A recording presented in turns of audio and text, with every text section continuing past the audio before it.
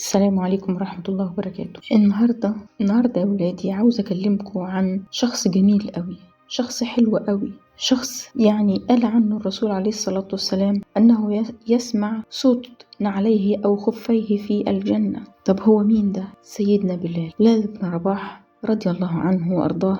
ده كان عبد، طبعا أيام الكفر كان عبد عند أمية بن خلف، وكان أمية بن خلف ده طبعا كان ضد النبي عليه الصلاة والسلام، وكان ما يحبش إن حد يخش في الإسلام. فعرف إن بلال بيمشي بيتحسس بالليل، ويمشي في الطريق بالليل وبيبقى خايف، وبيمشي خايف حد يشوفه.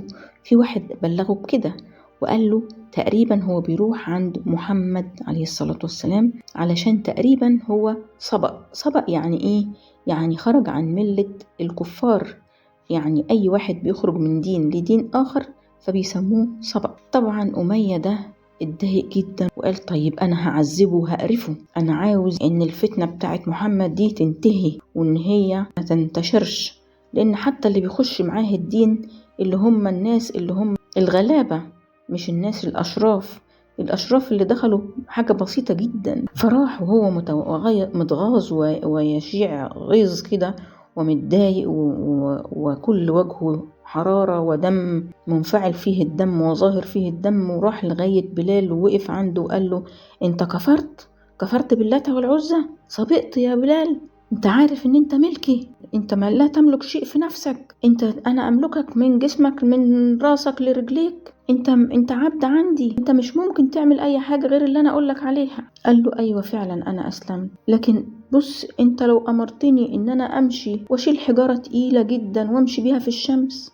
هعمل اللي انت عايزه. لو قلت لي امشي في وادي فيه مليان فيه سباع ومليان تعابين وحاجات من دي في الظلام همشي، لان انا عبد عندك. انما انك تملك روحي وعقلي لا، وانا روحي وعقلي مع محمد ودين محمد، وانا مش ممكن ارجع عن هذا الدين. قال له كده طيب، راح ربطه بايديه ورجليه وراح حطه في أرض مليانة حجارة وفي عز الشمس، وخلى العيال تحدف عليه الحجارة. فطبعا قعد يقول له لازم تؤمن باللات والعزى وترجع تاني عن اللي انت فيه. قال له مش هرجع أبدا. قعد يضربه الصوت اللي هو الكرباج، برضه مفيش فايدة. يصبح عليه الصبح، راح جاب حجر كبير جدا حطه على صدره وربط ايديه ورجله وحطه في حرارة الشمس العالية. فكان طبعا سيدنا بلال لا يقول إلا أحد.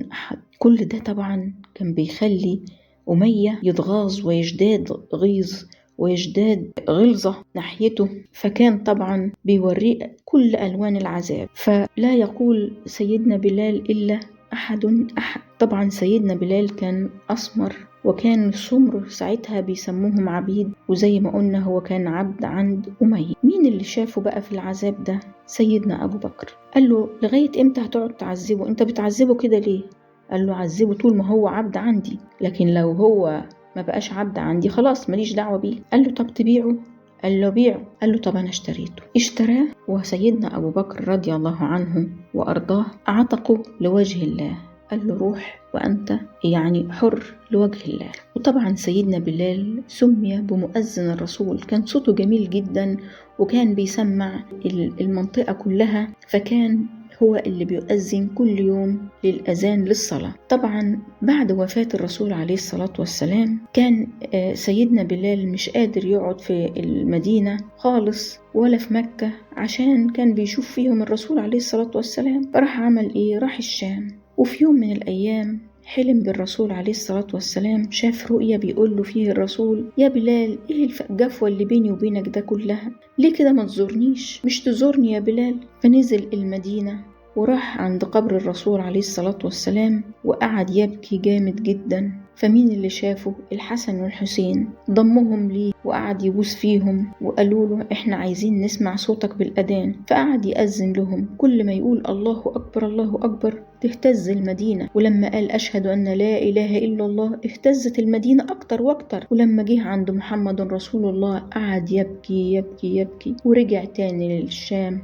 ومات هناك، لأن ما قدرش يعيش من مكان ما فيهوش الرسول عليه الصلاة والسلام. رضي الله عنه وأرضاه، وجمعنا الله بهم في أعلى مقام في الجنة، آمين يا رب العالمين. وهنا يا حبايبي إن هذا الشخص كان كلما أحدث يعني كلما انتقد وضوءه كان يتوضأ، وكل ما يتوضأ كان يصلي. فطبعا الرسول عليه الصلاة والسلام قال له الكلمة اللي قلتها لكم في الأول، إنه يسمع عليه أو خفيه في الجنة من كتر صلاته. النهاردة إحنا بنتكاسل عن الصلاة، وفي منا اللي ما بيصليش. ليه كده يا ولاد؟ عايزين نقول آمين يا رب. ربنا قال الصلاة، نقول آمين يا رب. الصلاة بتقول الله أكبر الله أكبر، نقول حاضر يا رب. هو الله الخالق الرزاق العاطي الوهاب، فعلينا بسماع الأذان ونجيب ونقول حاضر يا رب. يا رب يهدينا جميعا. اللهم اهدنا فيمن هديت، وتولنا فيمن توليت، وعافنا فيمن عافيت، واحسن خاتمتنا يا رب العالمين. ودي كانت حكايتنا النهاردة. كل قصة ربنا ذكرها في القرآن كان وراها معنى كبير ورسالة لازم نفهمها بعقولنا وقلوبنا. خليكم دايما فاكرين اللي يتمسك بدينه عمره ما يضيع. استودعكم الله، ولينا لقاء جديد إن شاء الله في حكاية تانية من حكايات الإيمان.